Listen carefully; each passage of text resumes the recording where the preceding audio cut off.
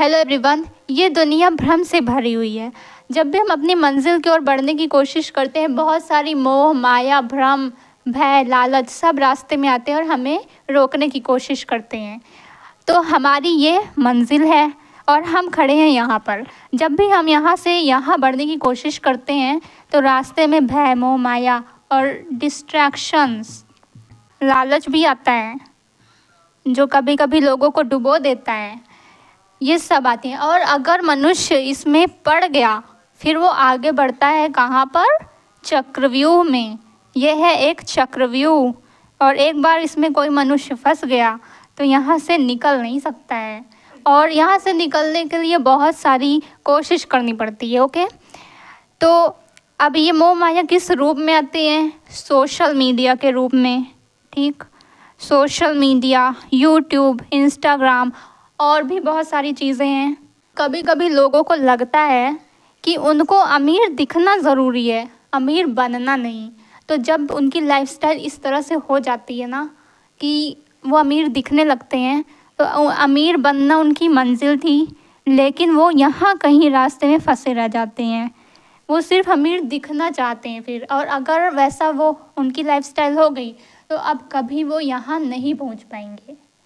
कभी कभी इंसान को लगता है कि उसको पॉपुलैरिटी चाहिए। ठीक, अब पॉपुलैरिटी यहाँ पर है, कभी कभी लोगों को पावर भी चाहिए होती है, पावर भी यहाँ पर है, और भी बहुत कुछ चाहिए होता है, मनी चाहिए होता है।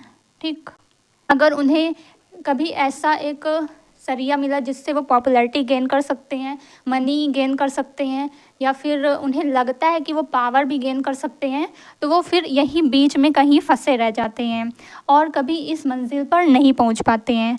और इस तरह के जो डिस्ट्रैक्शंस हैं वो है सोशल मीडिया। ये आपको एक इल्यूज़न तो देता है कि आप बहुत ही पॉपुलर हो गए हैं और आपके पास बहुत सारा मनी है, लेकिन इसमें एक ट्रैप भी है।